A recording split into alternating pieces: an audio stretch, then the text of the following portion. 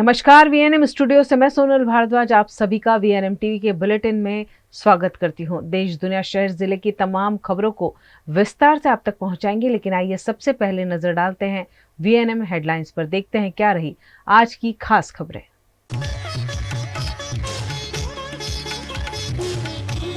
स्वाति मालीवाल मारपीट मामले विभव कुमार गिरफ्तार, अंतरिम जमानत याचिका खारिज।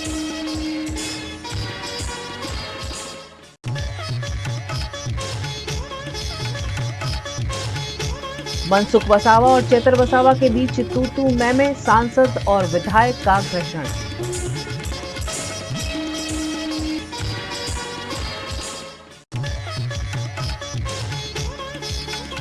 और वडोदरा में माधव ग्रुप ऑफ कंपनीज पर आईटी के छापे, अहमदाबाद में भी जांच।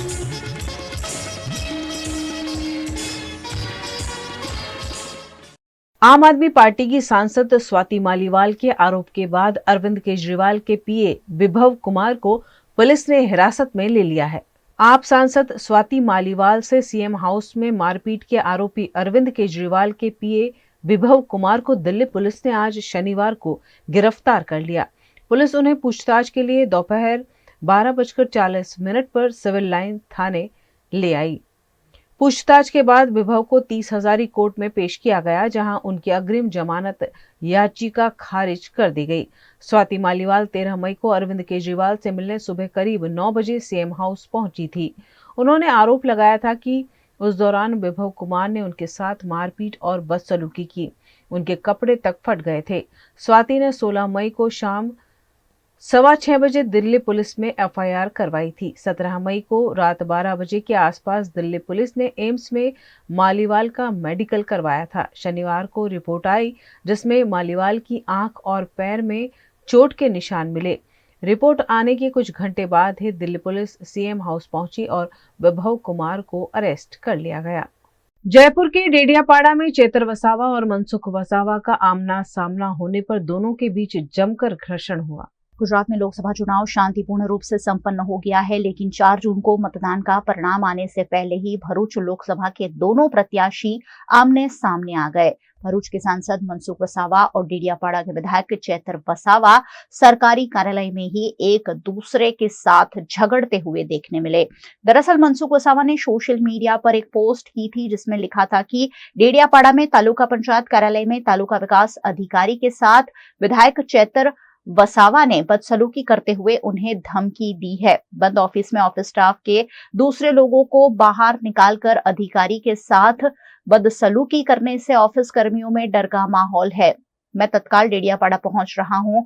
अन्य तालुका पंचायत के सदस्य भी कार्यालय पहुंचे। किसी भी सरकारी कर्मचारी को डरने की जरूरत नहीं है, क्योंकि सरकार उनके साथ है। इस पोस्ट के वायरल होते ही बड़ी संख्या में चेतर वसावा भी अपने समर्थकों को लेकर वहां पहुंचे और चेतर वसावा पर बेबुनियाद आरोप लगाने पर चेतर वसावा ने जमकर विरोध किया। उनका कहना था कि अगर मैंने किसी अधिकारी को धमकाया है तो सबूत के साथ मेरे खिलाफ शिकायत की जाए। हाँ, तो तमे मारा पर छे ने पुरावा साथे फरियाद करो। एमने में धमकावा होय ने जाऊं माणिक मेळું છું। हाँ, એટલે મેં એમને ધમકાવ્યા હોય, તમે ટીડીઓને ધમકાયા, તમે ટીડીઓને ધમકાયા એ મને ખબર પડી, એટલે હું હું મારા આયોજનની ફાઇલ લઈને આવ્યો તો એમનો સ્ટાફ અહીંયા હતો, એમના એસો બેઠા હતા। શું કામ ભાગી ગયા? તમે અહીંયા નકલી કચેરી પકડાઈ ત્યારે કેમ ગાડી લઈને નથી દોડી આવ્યા? અહીંયા શાળા નથી, શાળામાં શિક્ષકો નથી ત્યારે કેમ નથી દોડી આવ્યા? મત આપવાનો બહિષ્કાર કર્યો ત્યારે કેમ નથી આવ્યા? इस दौरान मामला इतना गरमाया कि चेतर वसावा ने सांसद मनसुख वसावा पर बुटलेगर को साथ लेकर घूमने तक के आरोप लगाए। वहीं मनसुख वसावा ने चेतर वसावा को कहा कि तेरे जैसी टोपियां बहुत आई और गई। इस बयान के बाद मामला काफी गर्मा गया और पुलिस ने बीच बचाव करते हुए मामले पर काबू पाया। लागे थे तारा जी तो बहुत टोपी આવી ગઈ, તો તમે શું કરવા દો? હું ધારાસભ્ય છું, તમારી સરકાર મારે કામ ને મારી સરકાર, એમાં તમારી ચંચુપાત નહીં કરવાનો। તમારે જરા બી અહીંયા ચંચુપાત નહીં જોઈએ, આ તમને કહી દીધું। આ લોકશાહી છે। બંધ કર ભાઈ, તું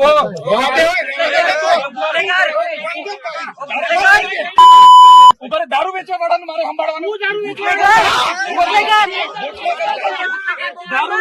દારૂ વેચવા વાળાનું આંકડા ચલાવવા વાળા દારૂ વાળાનું મારે સાંભળવાનું છે. આ દારૂ વેચવા વાળાનું મારે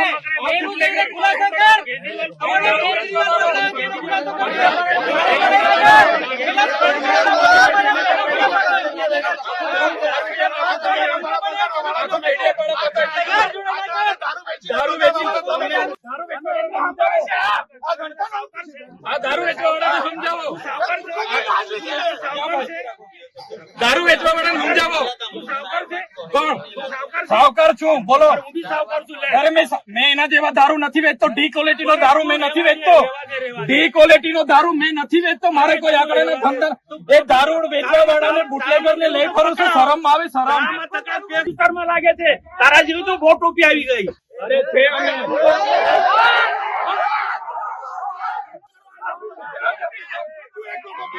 ચાલો તું એકલો ટોપી છે. બધા ટોપીઓ છે. ખુલાસો કરને આવ્યા. ખુલાસો કરવા આવ્યો તમારા પર. ખુલાસો કરો. આવો ને પાછો. આ દરસ બેડિયાપાડાનો માહોલ બગાડવા દોડી આવે છે. अगर इस दौरान पुलिस मौजूद नहीं होती तो चैतर वसावा और मनसुख वसावा के बीच हाथापाई तक मामला पहुंच सकता था।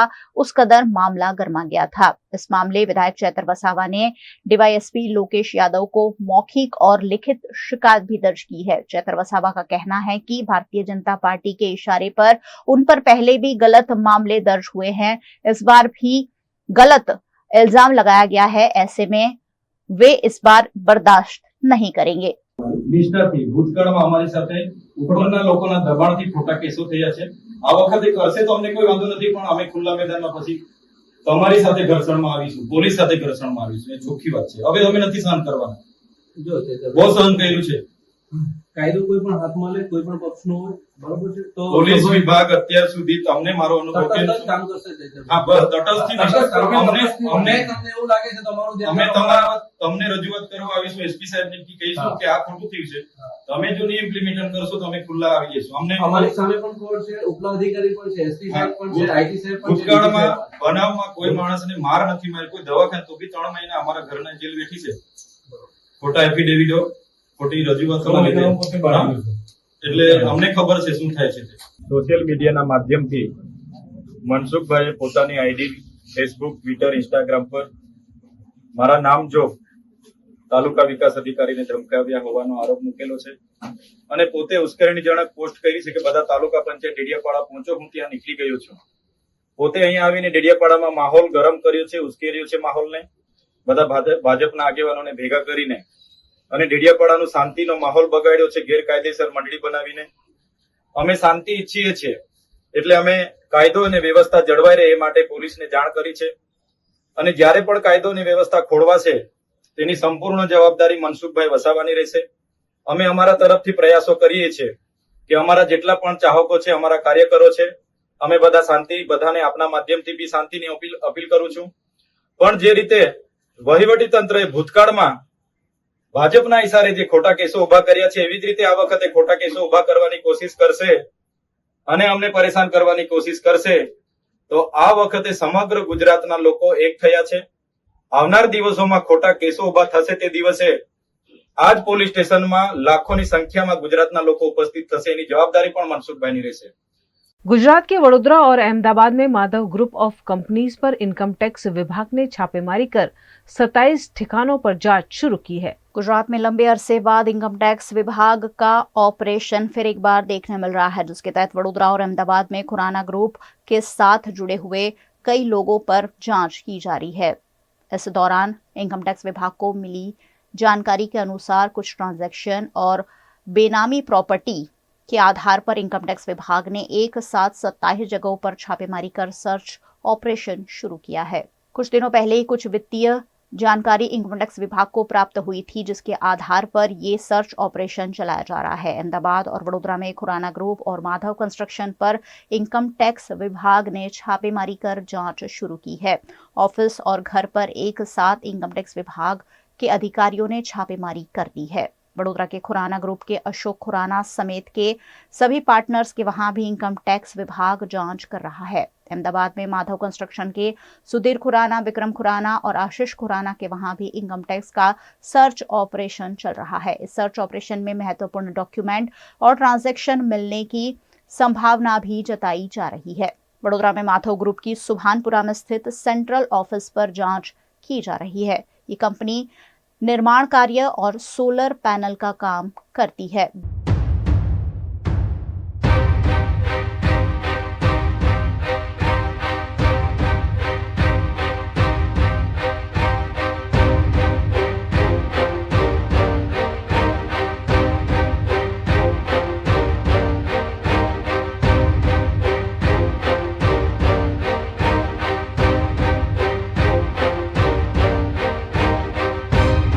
गुजरात के वडोदरा में MGVCL द्वारा लगाए गए स्मार्ट मीटर की शिकायत वडोदरा के अलग अलग इलाकों से लगातार सामने आ रही है। वडोदरा में स्मार्ट मीटर से बिजली का बिल ज्यादा आ रहा होने की शिकायत पिछले कई दिनों से ग्राहक कर रहे हैं।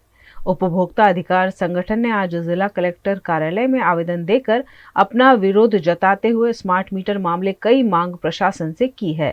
મીટર બળજબરીપૂર્વક લગાવવામાં આવ્યા છે, ગ્રાહકોની સંમતિ વગર લગાવવામાં આવ્યા છે। જૂના મીટર જ્યારે નીકાળ્યા તેનું રીડિંગ ગ્રાહકને બતાવવામાં નથી આવ્યું, તેના લીધે હમણાં આ બધું હોહા મચી રહ્યો છે।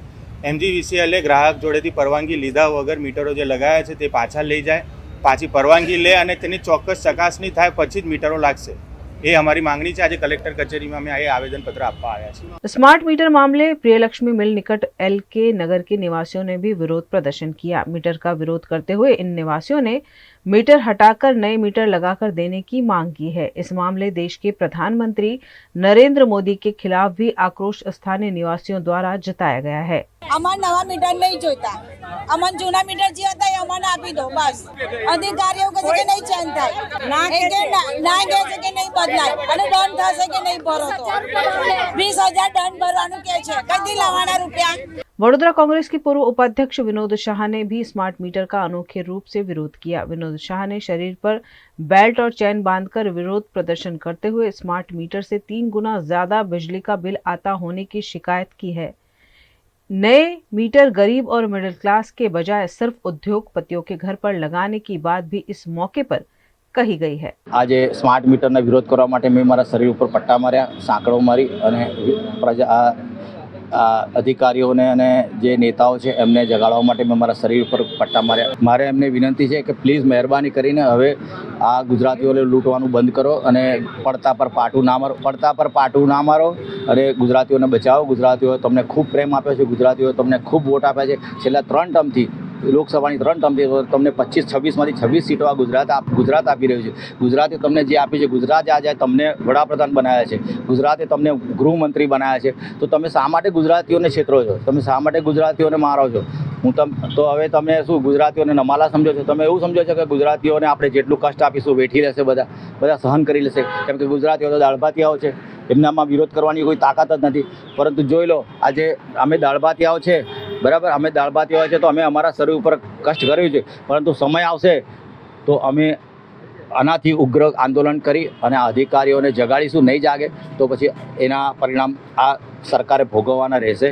गुजरात की वडोदरा में लगातार चल रहे स्मार्ट मीटर के विरोध के बीच सयाजीगंज के विधायक केयूर रोकड़िया ने लोगों की शिकायत दूर करने का आश्वासन दिया है। गुजरात की वडोदरा में स्मार्ट मीटर के विरोध के बीच सयाजीगंज के विधायक केयूर रोकड़िया जनता के साथ आए हैं। स्मार्ट मीटर से बिजली का बिल ज्यादा आ रहा है और बार बार बिजली बंद हो जाती होने की शिकायतें उठ रही है। इसी बीच केयूर रोकड़िया ने MGVCL के MD के साथ बातचीत कर लोगों की शिकायत के निवारण की मांग की है। साथ ही जब तक शिकायतें सॉल्व नहीं होती तब तक नए मीटर नहीं डाले जाने की भी सूचना दी गई है। सरकारी ऑफिसो होय, अधिकारीओ तेजसभाઈએ પોતાના ઘરે પણ સ્માર્ટ મીટર બેસાડ્યું છે અને આની સાથે જે એજ્યુકેટેડ કોલોનીઓ છે, જે સ્માર્ટ ફોન વાપરે છે અથવા તો જેમાં ડિજિટલ પેમેન્ટ વધારે સારું રીતે કરી શકે છે, એવા વ્યક્તિઓની ત્યાં મીટર બેસાડવાનો સરકારનો જે પ્રોસેસ છે એ પણ મોટા પાયે ચાલુ છે। પણ આ જે ફરિયાદ આવી રહી છે એ મિડલ ક્લાસ, લોઅર મિડલ ક્લાસમાંથી વધારે આવી રહી છે। પણ ત્યાં પણ જો મીટરમાં ફોલ્ટ હોય તો મીટર બદલવું જોઈએ અથવા તેમાં પણ જનજાગૃતિ લાવીને હવે નાનામાં નાનો વ્યક્તિ પણ UPI અને ડિજિટલ પેમેન્ટ સાથે જોડાયો છે તો ક્યાં ને ક્યાં સ્માર્ટ મીટર આગામી ભવિષ્યનું એટલે ફ્યુચરની અંદર ખૂબ જરૂરી બનવાનું છે, પરંતુ આજે જનજાગૃતિ લાવવી જોઈએ અને જે ફરિયાદ આવી છે તેનું નિરાકરણ કરવું જોઈએ. ખરેખર જે રીતે સરકારે અથવા તો MGVCL એક તારણ લાવવું જોઈએ કે ગયા વર્ષે આ જ મહિનાઓની અંદર એ જે તે ગ્રાહક છે એની ત્યાં કેટલું બિલ આવ્યું હતું અને આ વર્ષે કેટલું બિલ આવ્યું છે, અથવા એના અનુપાતમાં કેટલા 10 દિવસનું બિલ આવવું જોઈએ, અથવા એના ગયા વર્ષમાં અને આ વર્ષમાં એના ઘરમાં કયું નવું એસી લાગ્યું છે, કયું નવું ફ્રીજ લાવ્યા છે, અથવા કયા નયા ઇન્સ્ટ્રુમેન્ટ આવ્યા છે, એનું તારણ કાઢીને ગ્રાહકને સમજાવવાનો પ્રયત્ન કરવો જોઈએ. શક્ય બને તો નવું મીટર એ જૂના મીટરની બાજુમાં બેસાડીને 10 દિવસ એને ચલાવવું જોઈએ, જેથી બંનેનું રીડિંગ ચેક કરી શકે અને પછી નવું મીટર नाखू चाहिए. न्यूज रूम से खबरों का सिलसिला बदस्तूर जारी रहेगा. बने रहिए हमारे साथ, देखते रहिए VNM न्यूज.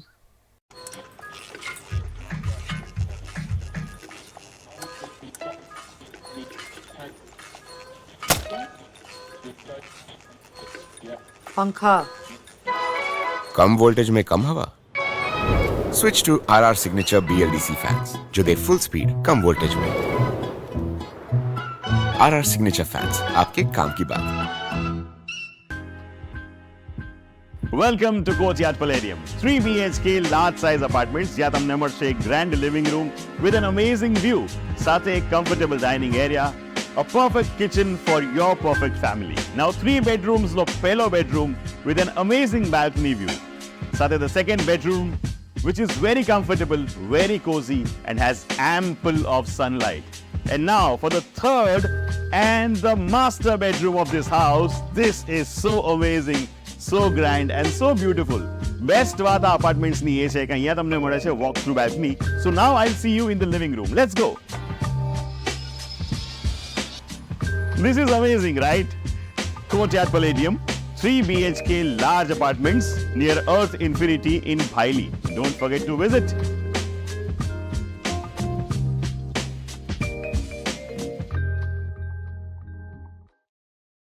भारत ले रहा है इलेक्ट्रिक अंगड़ाई. क्यों ना हम साथ चले, साथ चले, साथ बढ़े, साथ बढ़े. देश मेरे, देश मेरे. देश को ले जाए नई दिशा की ओर. आपका जॉय, भारत का जॉय. गुजरात के वडोदरा में गर्मी का पारा लगातार चढ़ रहा है. इसी बीच खाद्य सुरक्षा विभाग द्वारा आम के व्यापारियों के दुकानों और गोदाम पर जांच की गई.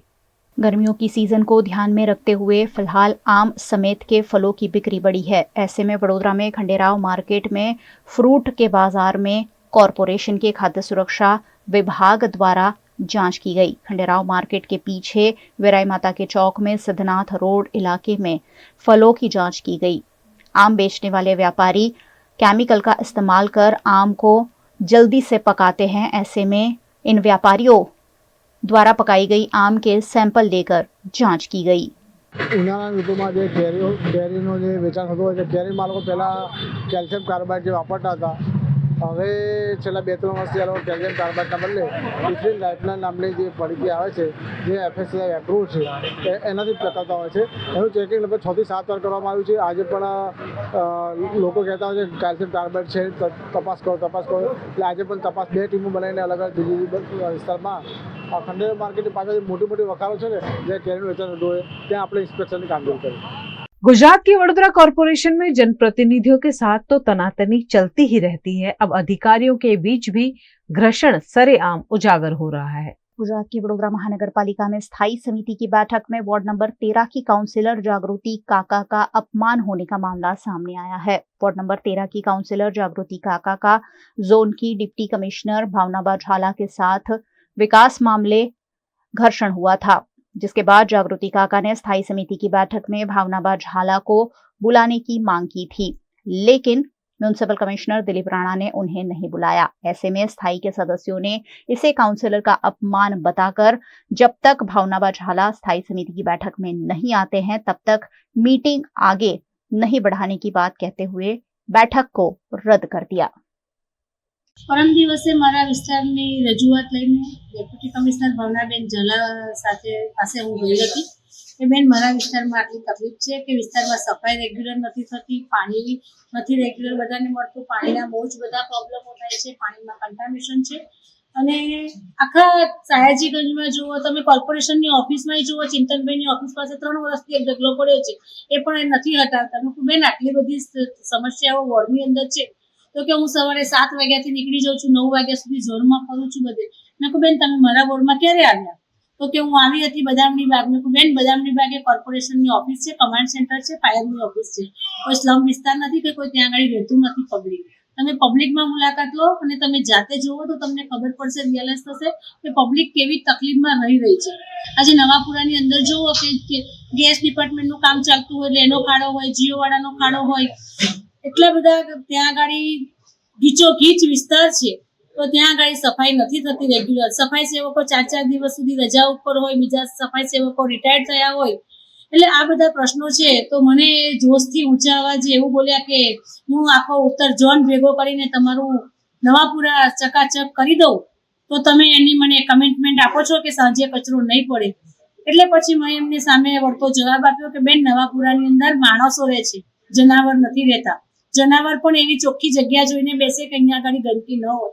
અને તમારી જ ઓફિસ, જે ઓફિસની અંદર તમે બેઠા છો ત્યાં આગળ બાથરૂમ છે, ત્યાં આગળ સુલભ શૌચાલય જેવી સ્મેલ આવે છે. તમે કોઈ અધિકારીને કમિટમેન્ટ આપ્યું, કોઈને કીધું, રજૂઆત કરી કે કાલથી આ સ્મેલ મને ન આવી જોઈએ? જો તમે એક તમારી ઓફિસમાં જ નથી કરી શકતા તો સ્લમ વિસ્તારમાં કઈ રીતે એવી અપેક્ષા રાખી શકો છો? અમારા સ્ટેન્ડિંગ કમિટીના ચેરમેનના પીએ એમને ફોન કર્યો હતો, ત્યારે એમણે એવું કીધું કે અમને લેખિતમાં આપે તો હું સ્ટેન્ડિંગમાં આવીશ. એટલે સ્ટેન્ડિંગના અમારા બધા જ સભ્યો, દરેકે દરેક સભ્યોએ મને ખૂબ સહકાર આપ્યો કે સ્ટેન્ડિંગના સભ્યોનું કે કોઈ બી કોર્પોરેટર હોય એનું અમે ક્યારેય અપમાન નહીં સહન કરી શકીએ. એટલે આજની સ્ટેન્ડિંગ મુલતવી રાખી છે. આજે સ્ટેન્ડિંગમાં એક પ્રપોઝલ હતી 24/7/2023 થી લઈને 30/7/2023 દરમિયાનની પોસ્ટ ઓડિટની વિગતો જાણવા લેવા બાબતમાં મૂકવામાં આવી હતી. સ્ટેન્ડિંગમાં કોઈ બીજા વિશેષ દરખાસ્તો હતી નહીં, પરંતુ સ્ટેન્ડિંગમાં એક સભાસદ દ્વારા રજૂઆત કરવામાં આવી કે ઝોનની ઓફિસમાં એમને અને ડીવાયએમસી, ઉત્તર ઝોનના ડીવાયએમસી અને ઉત્તર ઝોનના કાઉન્સિલર, વોર્ડ નંબર 13ના કાઉન્સિલર જાગૃતિબેન અને ડીવાયએમસી ભાવનાબા, બેની વચ્ચે કોઈક બાબતને લઈને ચર્ચા વિચારણા અથવા વિવાદ થયો, જેમાં સભાસદશ્રીની લાગણી દુભાઈ, સભાસદશ્રીને પોતાનું અપમાન થયા અને લાગણી ઉદ્ભવવા પામી અને એમણે આજે સ્ટેન્ડિંગમાં રજૂઆત કરી કે ડીવાયએમસી એ સભાસદનું અપમાન કર્યું છે, સ્થાયી સમિતિના સભ્યોનું અપમાન કર્યું છે. આથી તમામ સ્થાયીના સભ્યોની લાગણીને માન આપી અને અધિકારી દ્વારા સભાસદનું અપમાન થયું છે એવી લાગણીને લીધે આજની સ્થાયી સમિતિ મુલતવી રાખવામાં આવી હતી. સભાસદને અને અધિકારીને બંનેને સમજાવવામાં આવ્યા છે અને આવતીકાલે કે પરમ દિવસે 1-2 દિવસમાં કમિશનર, મેયર, હું પોતે અને સભાસદ અને જે અધિકારી જોડે અણબનાવ બન્યો છે આ તમામને બેસાડી ચર્ચા વિચારણા કરી અને એમિકેબલ સોલ્યુશન આવે એ દિશામાં प्रयास हाथ धरवामां आवशे। गुजरात के वडोदरा के समा इंडोर स्पोर्ट्स कॉम्प्लेक्स में open youth Baroda basketball tournament का आयोजन किया गया है। गुजरात के वडोदरा में बास्केटबॉल के खिलाड़ियों को बढ़ावा देने के लिए समा इंडोर कॉम्प्लेक्स में 3 दिवसीय ब्रेवेन बास्केटबॉल लीग ने open youth Baroda basketball tournament का आयोजन किया है। 18 मई से 20 मई तक समा स्पोर्ट्स कॉम्प्लेक्स में बास्केटबॉल के खिलाड़ियों को इस लीग के जरिए प्लेटफॉर्म दिया जा रहा है, जिसमें BBL signal school, Urmi school, Don Bosco school, Bal Bhavan school, new era school, Navrachana international school, Navrachana Vidyani school समेत की कई स्कूलों की टीमें शिरकत कर रही हैं। बास्केटबॉल कोर्ट में स्टार पावर बढ़ाने के लिए नवरचना एजुकेशन सोसाइटी और वडोदरा मैराथन की चेयरपर्सन तेजल अमीन, बरोड़ा जिला बास्केटबॉल एसोसिएशन के उपाध्यक्ष दीपक कुलश्रेष्ठ, जेसी ग्रुप ऑफ एजुकेशनल इंस्टीट्यूट के चेयरमैन सुनील दलवाड़ी समेत के अग्रणी उपस्थित रहे। आज समा स्पोर्ट्स स्टेडियम में ब्रेवन बास्केटबॉल टीम 2.0 की शुरुआत हो रही है। अबाउट 20 टीम्स पार्टिसिपेट कर रही है। Under 16 organised by the Baroda district basketball association. एक खूब उत्साह और आनंद का माहौल है। खूब अच्छा लगता है कि इतने सारे बच्चे शनिवार को सुबह में जल्दी उठ के खेलने आए हैं। हमारे जो ब्रेवन कंपनी जो ये स्पोर्ट्स इक्विपमेंट बनाती है उनकी स्पॉन्सर टूर्नामेंट है। बहुत सुंदर तरीके से ये ऑर्गेनाइज हुई है और सबको मेरे खूब अभिनंदन। इस मौके पर ब्रेवन बास्केटबॉल लीग के मालिक stone sapphire India private limited के सीईओ शोभित सिंह ने कहा कि युवा खिलाड़ियों को बास्केटबॉल लीग के जरिए एक प्लेटफॉर्म प्रदान करने की कोशिश की जा रही है ताकि इस क्षेत्र में खिलाड़ी अपना नाम बना सके। कैमरा फिक्स रखना है और वहीं पे जवाब देना है। जी सो बेसिकली ये हम ब्रेवन स्पोर्ट्स लीग का इवेंट है ये, और ब्रेवन के अराउंड में हम ये पूरा स्पोर्ट्स का इकोसिस्टम डेवलप करना चाहते हैं कि इंडिया स्पोर्ट्स में अच्छा करे। और हमारा टारगेट ये है कि हम बास्केटबॉल स्पोर्ट्स में इंडिया 2036 ओलंपिक में एक मेडल जीत के आए। और ब्रेवन जो है वो मेनली सारे स्पोर्ट्स के अराउंड काम करेगा, पर बास्केटबॉल और किक बॉक्सिंग 2 स्पोर्ट्स के अराउंड में हम ज़्यादा एक लीग के और अकेडमी के उस पर काम करने वाले हैं। और so basically this is the first league और एक पहला मैच है जो हम बड़ौदा में कर रहे हैं, और ऐसे ये इवेंट कंटिन्यू रहेंगे। और एक स्पोर्ट्स इकोसिस्टम को डेवलप करना है और गुजरात और बड़ौदा में जितने स्पोर्ट्समैन निकल सकें उनको बेसिक इक्विपमेंट दे सकें, वो चीज़ है।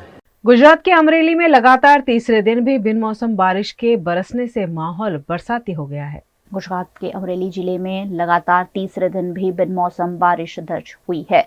अमरेली के साथ साथ सावरकुंडला, धारी, लाठी, लीलिया तालुका में भी बिन मौसम बरसात दर्ज की गई है। मौसम विभाग के अनुमान के तहत अमरेली में लगातार 3 दिनों से बारिश बरस रही है। यहाँ बरसाती माहौल देखने मिल रहा है। तेज हवाओं के साथ यहाँ चक्रवात और बरसाती माहौल से जनजीवन भी प्रभावित हुआ है। कच्ची आम गिर जाने से किसानों को भी लाखों रुपए का नुकसान हुआ है। तीसरे दिन लगातार गिर रही बारिश ने किसानों की चिंता और नुकसान में कुछ और बढ़ोतरी करती है।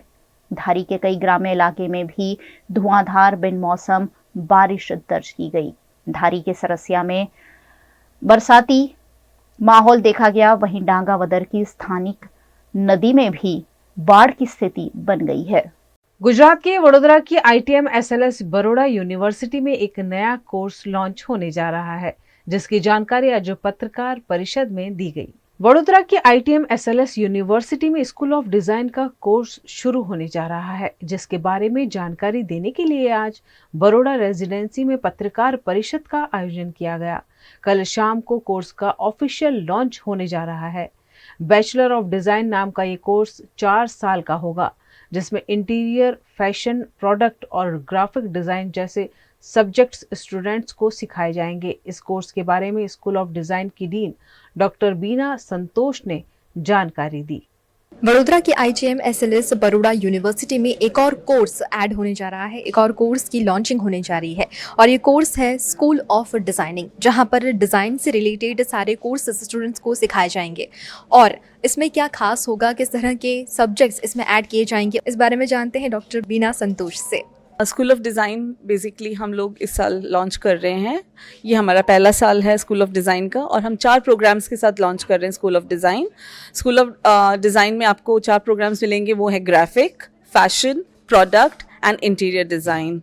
यूनिक ये है कि हम लोग कोशिश कर रहे हैं, ये नॉर्मली एक लॉन्च जब होता है, एक स्कूल खुलता है, हम सोशल मीडिया से जानते हैं, हम आसपास लोगों से बात करके जानते हैं, बट ये हमने एक अलग तरीका सोचा है। हमने एक इवेंट मैनेजमेंट वाले हैं, रॉ टू रनवे, उनके साथ कोलैब करके we are trying to basically do a fashion showcase and also a greet and meet. Design is not only about fashion, design is about everything that is around us. तो हमारे पास बहुत सारे लोग होंगे जो आसपास हमारे साथ ग्रीट एंड मीट वाले फैशन शो के बाद जो ग्रीट एंड मीट होगा उसमें काफ़ी सारे लोग होंगे जो कि डिज़ाइन फ्रेटर्निटी से होंगे। सो एक अपॉर्चुनिटी होगी कि हम एक दूसरे को जाने और एक दूसरे के साथ बढ़े, सबका साथ सबका विकास। हमारे USPs यहीं पे लिखे हुए हैं। सबसे पहला तो कॉम्पिटिटिव फीस स्ट्रक्चर। आप डिज़ाइन स्कूल में आप देखेंगे तो फीस स्ट्रक्चर बहुत हाई होता है और बहुत सारे बच्चे जो कोशिश करते हैं जाने के लिए उनको नहीं मिलता है, एंड उनमें हुनर होता है लेकिन वो नहीं जा पाते हैं. So competitive fees structure. Second, हम लोग strong industry and academia licence. मैंने आपको जैसे बताया पहले भी कि हम लोग एकेडमिक्स में से भी बहुत ऐसे एमिनेंट जो टीचर्स हैं उनको लाने की कोशिश कर रहे हैं ताकि बच्चों को बहुत अच्छा इनपुट मिले और बहुत अच्छा सीख के जाएं बच्चे. और हम बहुत सारी चीज़ें, बहुत नई नई चीज़ें भी इंक्लूड करने की कोशिश कर रहे हैं हमारी टीचिंग में, जैसे कि फिल्म क्लब. बच्चों को डिज़ाइन से रिलेटेड फिल्म्स दिखाई जाएंगी ताकि उनका दिमाग खुले, वो अलग एक तरीके से आउट ऑफ बॉक्स सोच सके. क्योंकि एक स्टीरियोटिपिकल वे से हम सिखाएंगे तो डिज़ाइन कोई नहीं सीख सकता, तो एक अलग तरीके से बच्चों को डिज़ाइन सिखाने की कोशिश है यहाँ पे. और उसके अलावा एक्सपीरियंस, जो जितना आप हाथ से चीज़ों को एक्सपीरियंस करेंगे, महसूस करेंगे, आपको वो चीज़ें उतनी अच्छे से समझ में आएंगी. So experiential learning is one very important aspect. Apart from that workshops होंगे, वर्कशॉप और interaction right from grass root level. कारीगर जो होते हैं, जो कलाकार होते हैं, जो आर्टिजन्स होते हैं, उनसे लेके डिज़ाइनर्स तक हम सबके साथ बच्चों का इंटरेक्शन करवाएंगे. सो वो बच्चों को समझ में आना चाहिए कि अगर हमारे पास एक कलाकृति आती है, एक आर्टिफैक्ट आता है, तो उसके पीछे कितनी मेहनत जाती है एक आर्टिजन की. और एक बहुत बड़ा गैप है जो क्राफ्ट है और डिज़ाइन के बीच में, जो एक गैप है उसको फिल करने की हम कोशिश कर रहे हैं. क्योंकि जब वो आर्टिजन के पास होती है वो चीज़, वो अपने तरीके से बनाता है और डिज़ाइनर अपने तरीके से बनाता है, बट आर्टिजन और डिज़ाइनर को साथ में अगर ले आएँ तो क्या बन सकता है, तो वो एक कोशिश है. मैंने ये देखा है ओवर द इयर्स कि जितने भी यूनिवर्सिटीज़ अराउंड द वर्ल्ड है उनको सिर्फ जॉब सीकर्स क्रिएट करना है, मतलब कि कोर्स खत्म होने के बाद नौकरियां ढूंढो बस. बट वो अप्रोच काफ़ी गलत है, और खासकर हमारी जैसी कंट्री जहाँ पे बहुत सारे ऐसे बच्चे हैं जो अनएम्प्लॉयड रह जाते हैं. हमें जॉब सीकर्स नहीं बनना है, हमें जॉब क्रिएटर्स बनना है. अब ये जो कोर्स है बैचलर्स ऑफ डिज़ाइनिंग, इसमें जो स्पेशलाइजेशंस है जैसे इंटीरियर डिज़ाइनिंग है, प्रोडक्ट डिज़ाइनिंग है, फैशन और ग्राफिक, इसमें बहुत सारी ऐसी अपॉर्चुनिटीज़ हैं कि बच्चे कहीं ना काम करते हुए खुद का ब्रांड एस्टैब्लिश कर सकते हैं. आप देखो जितने भी फैशन ब्रांड्स की बात करो ऑल ओवर द वर्ल्ड, हम जो बात करें वर्साची है या अरमानी है, ये सारे फॉरेन ब्रांड्स हैं. तो बहुत एक बड़ा वाइड मार्केट अवेलेबल है इंडिया में, जहाँ पे बच्चे एक तो ये डिज़ाइन सीखेंगे और वो डिज़ाइन प्रोडक्ट्स, फैशन डिज़ाइन के प्रोडक्ट्स बनाएंगे, और उसमें जो ब्रांडिंग होती है वो एक बहुत इंपॉर्टेंट एस्पेक्ट है. अगर वो ब्रांडिंग क्रिएट कर सके तो ना कि किसी पॉपुलर ब्रांड में वो काम करेंगे, बल्कि अपना खुद का ब्रांड क्रिएट करेंगे जिसमें वो खुद का ब्रांड बना के मार्केट में लॉन्च कर सकते हैं, और उससे उनको अपॉर्चुनिटीज़ मिलेगी to become a job creator. वो एक सक्सेसफुल ब्रांड अगर लॉन्च करते हैं उसके बाद वो बहुत सारे लोगों को अंदर एम्प्लॉयमेंट दे सकते हैं. तो हमारा जो पर्पस है वो ये है कि हमारे यहाँ पे बी डिज़ाइन करने के बाद बच्चे कहीं और जाके जॉब ना करें, वो आपका खुद का ब्रांड इस्टेब्लिश करें. तो जो ये प्रोडक्ट्स जैसे प्रोडक्ट डिज़ाइनिंग है, इंटीरियर डिज़ाइनिंग है, इसमें बच्चे जो टेक्निकल नॉलेज है वो मिलने के बाद वो खुद का एक ब्रांड इस्टेब्लिश करेंगे और अपॉर्चुनिटीज़ क्रिएट करेंगे और लोगों के लिए कि वो वहाँ पे जाके एम्प्लॉयमेंट क्रिएट कर सकें. तो it is not a job oriented course, it is an entrepreneurship oriented course, जहाँ पे एंटरप्रेन्योरशिप के बारे में भी हम उनको ऐसा नॉलेज क्रिएट करेंगे ताकि वो कहीं जाके जॉब ना करें, बट खुद का ब्रांड एस्टेब्लिश करें. खबरें अभी और भी जिन्हें लगातार आप तक पहुंचाते रहेंगे, लेकिन छोटे से अंतराल के बाद बने रहिए हमारे साथ, देखते रहिए VNM news. Part of the RR Global Conglomerate with a presence in over 50 countries. RR Kabel is a leading Indian wires and cables brand, a wide range offering excellent quality and trustworthiness. RR also has a wide range of lighting solutions. Choose from several options that can light up your home or office. Presenting appliances from RR, increasing the style quotient of your home. Delivering convenience every day. RR fans, lighting solutions, air coolers, water heaters, irons and more. When it comes to trust, quality and convenience, ask for home appliances from RR Kabel, your one-stop electric goods solutions provider.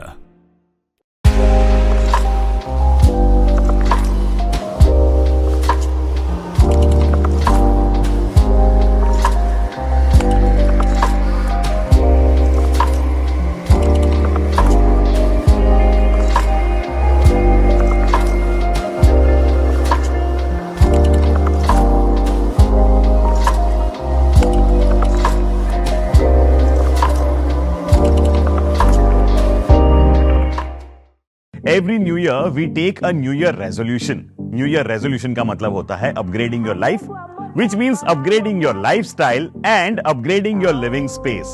And that is why the best choice is Trilogy by Courtyard.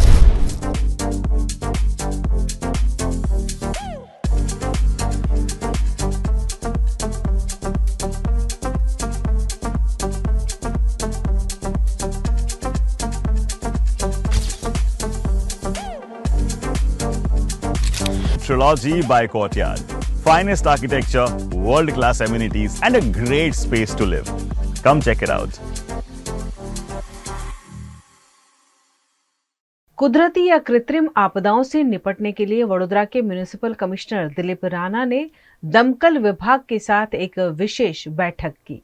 Gujarat के वडोदरा में municipal commissioner ने fire brigade के अधिकारियों के साथ बैठक कर आपात स्थिति से निपटने पर मार्गदर्शन दिया है। वडोदरा महानगर पालिका के म्युनिसिपल कमिश्नर दिलीप राणा की अध्यक्षता में एक विशेष मीटिंग आयोजित की गई। महानगर पालिका के खंडेराव मार्केट स्थित कार्यालय में फायर ब्रिगेड के अधिकारियों के साथ आयोजित इस बैठक में वडोदरा और आसपास की औद्योगिक इकाइयों में अगर मेजर एक्सीडेंट होते हैं तो किस तरह उन पर काबू पाया जाए, इन सभी की तैयारियों पर विचार विमर्श किया गया।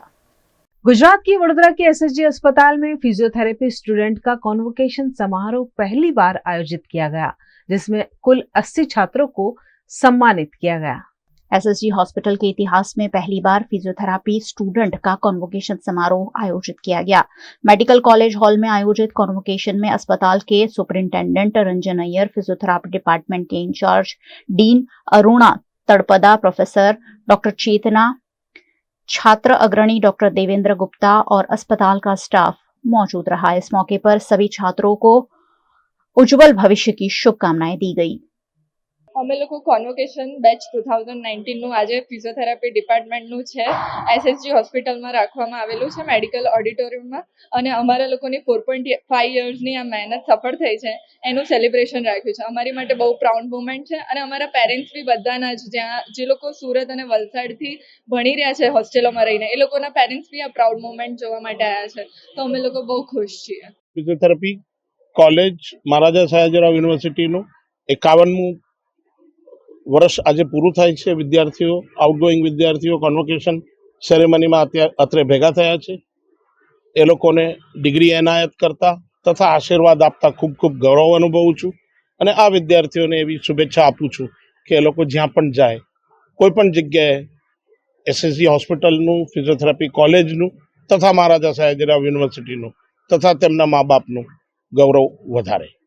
गुजरात के हालोल में कैपिटल फाइनेंस एंड कंसल्टेंसी द्वारा लोन देने के नाम पर लोगों के साथ करोड़ों रुपए की ठगी की गई है।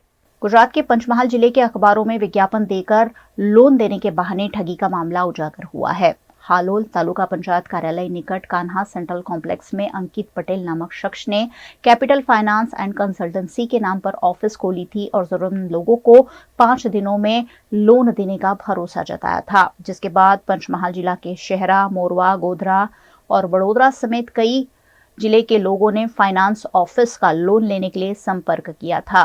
लोन की टोटल रकम की 5% फीस प्रोसेसिंग के रूप में जमा भी करा दी थी। डॉक्यूमेंट भी जमा कराने के बाद भी खाते में लोन के पैसे ट्रांसफर नहीं होने पर लोगों ने ऑफिस आकर पूछताछ करनी चाहिए, लेकिन ऑफिस 2 दिनों से खुली ही नहीं थी। अंकित पटेल का संपर्क करने पर उसके सभी नंबर भी स्विच ऑफ आ रहे हैं। ऐसे में लोगों को यह एहसास हुआ है कि उन्हें ठग लिया गया है। इस मामले को कई लोगों ने हालोल टाउन पुलिस थाने में दर्ज कर कानूनी कार्यवाही की मांग की है। हाँ सर, હવે આ ન્યૂઝપેપરની અંદર પત્રિકાઓ આવી હતી, જે તે હાલોલ કેપિટલ ફાઇનાન્સ કંપનીમાંથી અને એમાં લોન અપાવવાના બહાને પત્રિકાઓ છપાવી। તે પત્રિકાઓ વાંચ્યા પછી અમે જે તે ઓફિસનો સંપર્ક કર્યો અને ભાઈએ કીધું કે ભાઈ લોન તમને મળી જશે ના તે, પરંતુ પહેલાં તમારે વીમાના અને ફાઇલ ચાર્જના પૈસા તમારે પહેલાં ભરવા પડશે। એટલે જે તે આ પેલો પત્રિકાઓ વાંચે એટલે ઘણા બધા એવા નાગરિકો જે ભેગા થયા અને એમનો સંપર્ક કર્યો, અને ઘણા બધા એમનો સંપર્ક કર્યા પછી બધાએ પૈસા આપ્યા, અને મેં પણ 60,000 રૂપિયા આપ્યા છે। 60,000 રૂપિયા એ પત્રિકાના ત્યાં સંપર્ક કરવાથી 20 લાખની લોન હતી, અને ઘણા બધાને 30 લાખની છે, 15 લાખની છે, 5 લાખની છે, એવી રીતે અલગ અલગ જે તે જરૂર હોય એ પ્રમાણે। ત્યાર પછી અમને કીધું કે હવે પૈસા આપો અને તરત તમે 2 કે 3 દિવસની અંદર તમારી લોન એપ્રુવલ થઈ જશે, એપ્રુવલ લેટર આવશે એટલે તરત જ તમને ચેક મળી જશે. એટલે પછી મેં આપ્યા અને બીજે દિવસે મારા પર ફોન આવ્યો કે ભાઈ તમારું થઈ ગયું છે અને તરત જ તમે પૈસા લઈને આવો અને તમારો એપ્રુવલ લેટર આવી ગયો છે. એમનો મતલબ સેન્સર લેટર ડુપ્લિકેટ બનાવીને આપ્યો હતો. પછી ગયો જોયો તારે એમાં મને સહી કરાવી. સહી કર્યા પછી અમને મેં કીધું મને ફોટો પાડવા દે ભાઈ, તો મને ફોટો પણ ના પાડી દો. મેં કીધું ગૂગલ પે કરું તો ગૂગલ પે પણ નહીં ના પાડી, તો કે રોકડા જ જોઈશે. એટલે મેં 60,000 રૂપિયા રોકડા 500-500ની નોટો 120 નોટો મેં એમને આપી, એમને ગણાવી. અને એનો જે તે એનું નામ બતાવેલું અંકિતભાઈ, એનું ખરેખર સાચું નામ શું છે ખબર નથી, બરાબર છે. એટલે મેં કીધું મને પેલું ફોટો પાડવા દે, તો ફોટો પણ ના પાડવા દીધો. ત્યાર પછી ગૂગલ પે કરું તો કે ના ગૂગલ પે નહીં, એમને રોકડા જ જોઈશે. એટલે મેં પછી રોકડા આપ્યા અને ત્યાર પછી કે ભાઈ પરમ દિવસ તમારા ખાતાની અંદર ટ્રાન્સફર કરી આપીશું, ચેક તમને નહીં આપીએ. પછી 3 દિવસ થયા, બીજે દિવસે મેં જે તે ટાઈમે ફોન કર્યો તો ફોન બંધ આવે, પૈસા જોયા તો પૈસા પણ જમા નહીં થયા. અને અત્યાર સુધી હજુ એ ઓફિસ બંધ છે, ક્યાં છે શું છે એવા ઘણા બધા લોકોનો પૈસા એ કરી અને છેતરપિંડી કરીને ફરાર થઈ ગયેલ છે. હું રાજેશભાઈ પટેલ, ગામ સાપા, તાલુકો ગોધરા અને જિલ્લો પંચમહાલ. અમે પત્રકાર પેપરના ન્યૂઝની અંદર પત્રિકા આવી કેપિટલ ફાઇનાન્સના નામે, અને એ પત્રિકામાં અમને લોન બાબતે જાણવા મળેલ. એટલે અમે હાલોલ તાલુકા પંચાયતની સામે કાના સેન્ટ્રલ કોમ્પ્લેક્સમાં નીચેના ફ્લોર પર કેપિટલ ફાઇનાન્સ નામની એક ઓફિસ ખોલેલી હતી. એમાં લોન બાબત માટે અમે મળવા ગયેલ અને ત્યાં અમને એવું જણાવવામાં આવેલ કે તમારે લોન જેટલી રકમ જોઈતી હોય એ લોનના 1 લાખના સામે 5% રૂપે તમારે વીમો ઇન્સ્યોરન્સ લેવો પડશે. એ પ્રમાણે મેં 15 લાખ લોનની માગણી કરેલ, તો મારી પાસેથી 5% લેખે એણે 75,000 રૂપિયા મારી પાસેથી 14 તારીખે કેશ લીધા. અને પછીથી અમને કીધું કે 16 તારીખે તમને આ લોનની રકમ તમારા ખાતામાં આપવામાં આવશે. તો ના આવવાથી અમે ઓફિસ પર આવ્યા ત્યારે તાળું જોવા મળેલ. ત્યાં મારા જેવા ભોગ બનેલા અસંખ્ય લોકો પણ ત્યાં ઊભા હતા. તમામને મારા જેવી જ સ્થિતિ જાણવા મળી. પછી એકબીજાને અમે પૂછપરછ કરતા કોઈ પંચમહાલ જિલ્લાના ગોધરા, શહેરા, મોરવા, કાલોલ, હાલોલ અને બીજા બરોડા સાઈડના અલગ અલગ તાલુકાના અલગ અલગ ગામના અમારા જેવા ભોગ બનેલા તમામ લોકો અમે આજે અત્યારે 5 થી 6 કરોડનું અમારું આ રીતે ઉઠમણું કરેલ આ કેપિટલ ફાઇનાન્સના નામે. તો અમે Halol city police station Halol में અત્યારે ફરિયાદ આપવા आया છીએ. गुजरात के मेहसाणा में पशुओं को एक्सपायरी डेट की दवाइयां दी जा रही होने का मामला उजागर होने से हड़कंप मच गया है. गुजरात के मेहसाणा के तावड़िया और हैदरी चौक में पशुओं के दवाखाने में से एक्सपायरी डेट की दवाइयां मिलने पर हड़कंप मच गया है. इस मामले कार्यवाही करते हुए विकास अधिकारी ने तत्काल असर से दोनों अस्पताल को देखने वाले डॉक्टर विनोद मकवाणा का तबादला कर पशुपालन विभाग से मामले में रिपोर्ट मांगी है. दरअसल हैदरी चौक और तावड़िया के पशु अस्पतालों में जीवदया प्रेमियों ने एक्सपायरी डेट की दवाइयां देने का मामला उजागर किया था. एक्सपायरी डेट दिखाई ना दे इस आशय के साथ दवाइयों की बोतल पर स्टिकर और लेबल भी निकाल दिए गए थे. इस मामले डीडीओ डॉक्टर जैस्मीन हसरत द्वारा तावड़िया और हैदरी चौक का चार्ज संभाल रहे डॉक्टर विनोद मकवाणा का तबादला कर कार्यवाही की गई है. इस मामले डीडीओ द्वारा अब रिपोर्ट भी मांगी गई है.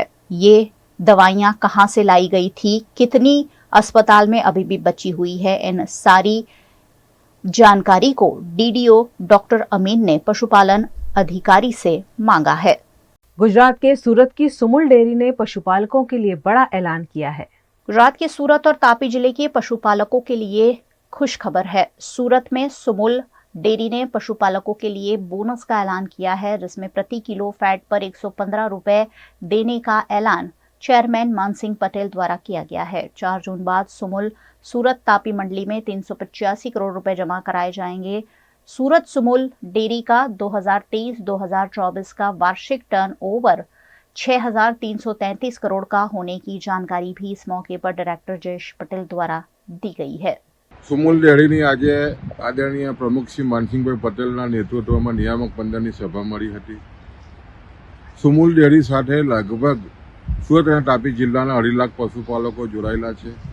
એના માટે આજે નિયામક મંડળમાં ખૂબ જ ખુશીના સમાચાર આવ્યા છે. આજે નિયામક મંડળે સુરત તાપીના જે પશુપાલકો છે ગત વર્ષનો કિલો ફેટે 115 રૂપિયા કિલો ફેટ દીઠ બોનસ જાહેર કર્યું છે. આને કારણે લગભગ 385 કરોડ રૂપિયા પશુપાલકોને મંત્રી મારફત 4 જૂન પછી ચૂકવવાના છે. ને ખાસ કરીને 2 ગામોથી શરૂઆત થયેલી આ સુમુલ ડેરી આજે તમે જોવો તો ગુજરાત, મહારાષ્ટ્ર અને ગોવામાં આધુનિક પ્લાન થકી ગામડાઓમાં ખૂબ જ સુંદરતાથી પૈસાઓ પહોંચાડવામાં સફળ થઈ છે. આ વર્ષે સુમુલનું ટર્નઓવર 6,333 કરોડ એટલે ગયા વર્ષ કરતાં લગભગ 18% જેટલું વધાર્યું છે. ઐતિહાસિક છે. અને ખાસ કરીને જે રીતે 115 રૂપિયા કિલો ફેટે જે ભાવ વધારો જાહેર થયો છે અને ખાસ કરીને આદરણીય માનસિંહભાઈ પટેલના નેતૃત્વમાં સફળ વહીવટને કારણે આજે 385 કરોડ રૂપિયા 4 જૂને મંત્રીઓ મારફત તમામ पशुपालकों खाता में आपा जा रहा है.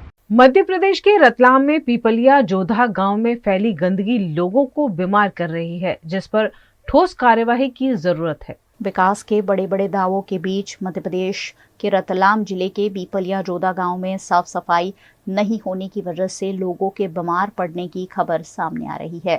ग्रामीणों द्वारा निजी अस्पताल में जांच कराने पर उन्हें डेंगू और टाइफाइड होने के लक्षण बताए गए. यहाँ फैली गंदगी से लोग बीमार पड़ रहे हैं, लेकिन जनप्रतिनिधि मामले की सूद नहीं ले रहे हैं.